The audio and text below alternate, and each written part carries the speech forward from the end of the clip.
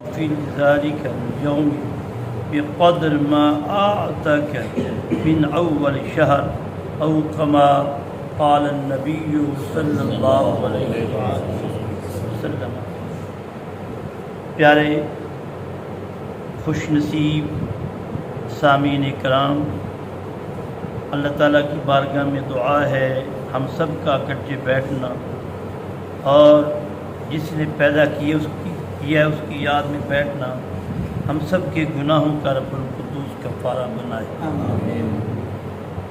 تو آج میرا خیال ہے کہ حدیث پاک کا متن جو ہے، ترجمہ جو ہے وہ پورا کرتے ہیں۔ کل سے اللہ تعالیٰ کی بارگاہ میں دعا ہے کہ میں نے جو وعدہ کیا تھا کہ اتوار ہے، سوار ہے، منگل ہے، بدھ ہے، جمعرات ہے، جمعہ ہے، تو یہ دن میں کون کون سے واقعات انبیاء کرام کے ساتھ ہوئے اس کا ذکر جو ہے وہ آپ کے انشاءاللہ میں گوش گزار کروں گا۔ تو اب آپ لوگوں نے نہیں، میری حدیث پاک جو اللہ کے نبی کا فرمان تب آپ کو مزہ دے گا، سکون دے گا، جب عالم تخیل میں، تصور میں آپ یہ خیال فرمائیں کہ ایک ماں جو ہے وہ کتنا بچے سے پیار کرتی ہے۔ آپ بیمار ہوتی ہیں، بچپنا دیکھ لیں آپ کہ غربت ہوتی ہے، غربت نہ بھی ہو، اتنے کپڑے آپ کے پاس نہیں ہوتے ہیں، ٹھنڈ بہت پڑ رہی ہوتی ہے، تو جب آپ پیشاب کرتے ہیں تو کپڑا مل جاتا ہے، جب دوسری دفعہ کیا، تیسری دفعہ پھر کام کیا، حتیٰ کہ یہ ہوتا ہے کہ ماں گیلی جگہ پر لیٹ جاتی ہے، بیٹے کو چھاتی پر سلا لیتی ہے، ایسی ہے بزرگوں کی نہیں؟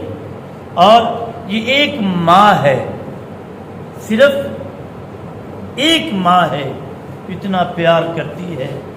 تو رب وہ ہے جو 70 ماؤں سے زیادہ پیار فرماتا ہے، اس کی محبت کا، اس کے پیار کا اندازہ کون لگا سکتا ہے؟ تو یہ ذہن میں رکھ کرنا، پھر یہ نبی علیہ السلام کا فرمان آپ سنیں گے نا تو بڑا انجوائے کریں گے، بڑا مزہ آئے گا۔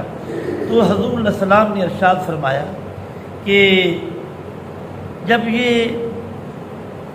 روزہ لوگ افطار کرتی ہیں رمضان میں، روزہ افطار کے وقت ایسے 10 لاکھ الف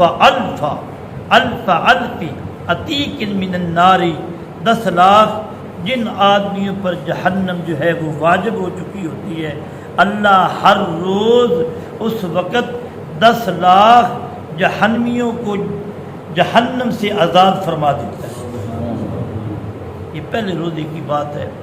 پھر میرے آقا علیہ السلام فرماتی ہیں کہ جب رمضان شریف کا آخری دن ہوتا ہے، رمضان شریف کا آخری جو ہے وہ دن ہوتا ہے، تو یکم رمضان سے لے کر آخری دن تک جتنے اللہ نے اس ایام میں 30 دن میں لوگوں کی بخشش کی ہے، اتنی تعداد سے کچھ زیادہ اللہ تعالیٰ آخری دن میں جہنمیوں کو معاف کر کے جنت کا ٹکٹ عطا فرماتا ہے، یہ اللہ عطا فرماتا ہے۔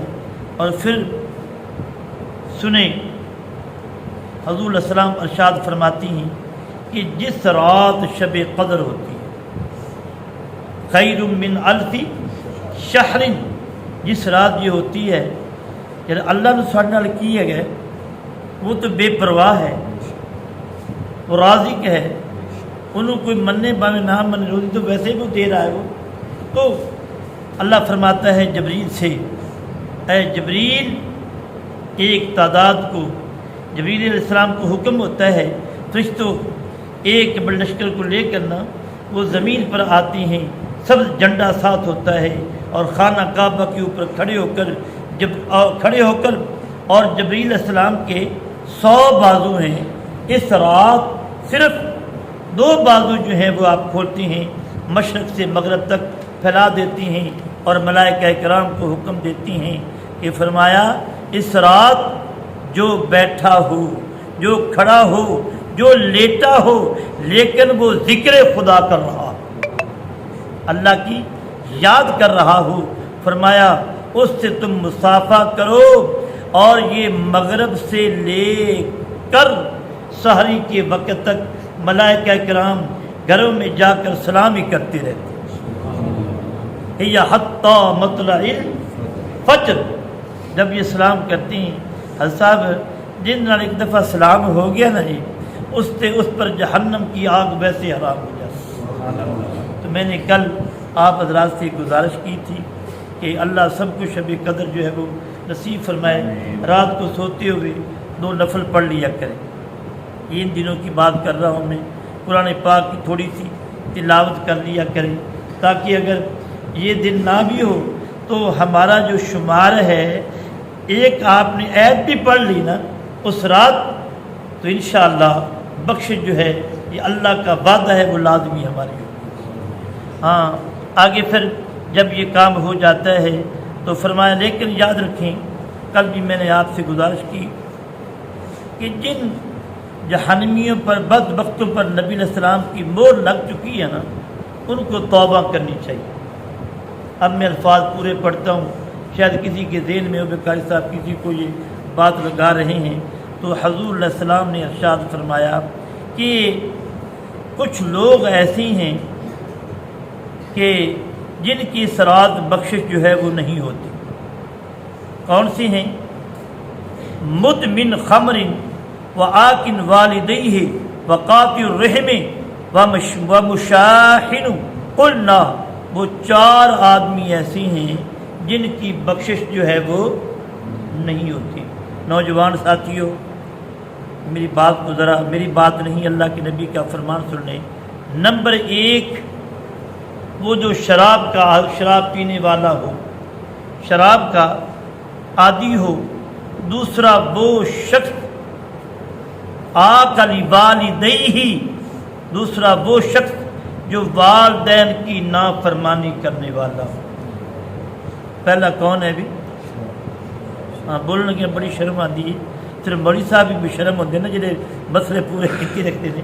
ایک آدمی سے میں نے کہا کہ یار اذان پڑھو، وہ بولا قاری صاحب مجھے بڑی شرم آتی ہے۔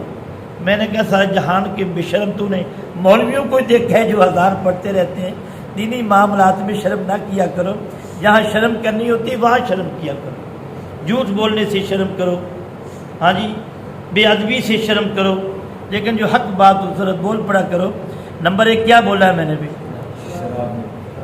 تو میں نے استغفر نہیں بات کہا، ویسے میں کہہ رہا ہوں یہ سبق یاد رہ جائے گا۔ نمبر 1 کون سا ہے بھی؟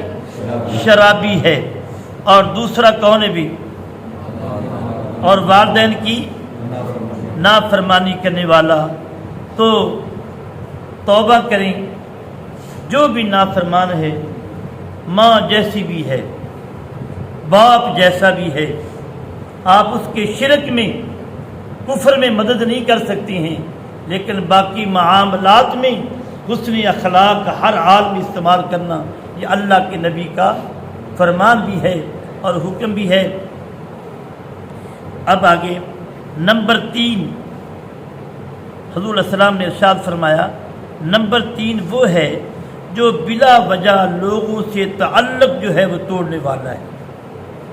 تیسرا ہو گیا بلا وجہ لوگوں سے تعلق توڑنے والا ہو، اور چوتھا وہ شخص جو بلا وجہ دل میں کینہ رکھنے والا ہو۔ اس کی ایک میں تھوڑی سی مثال دیتا ہوں۔ حضرت صاحب آپ بیٹھے ہیں، کسی کے 5 بچے ہیں، کسی کے 2 بچے ہیں، کسی کا بچہ ہے ہی نہیں، کوئی ذمہ دار ہے، زمین کافی رکھنے والا ہے، کسی کے پاس ہے نہیں۔ تو جس کے پاس ہے نہیں، جس کے پاس ہے اس کو وہ چیز کس نے عطا کی ہے؟ بچہ میں مسئلہ ایک سمجھا رہا ہوں تاکہ اللہ کرے یہ ہمارے دلوں میں یہ جو بدی کی یہ عیب نکل جائے۔ تو ایک آدمی کو اللہ وہ چیز عطا فرماتا ہے، دوسرا وہ حسد کرتا ہے، دوسرا وہ حسد کرتا ہے۔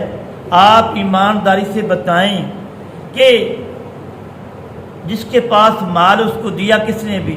اللہ نے۔ اگر اس کے ساتھ لڑائی کرے گا، کینہ رکھے گا، وہ اس بندے سے ہوگا یا اللہ سے ہوگا بھی؟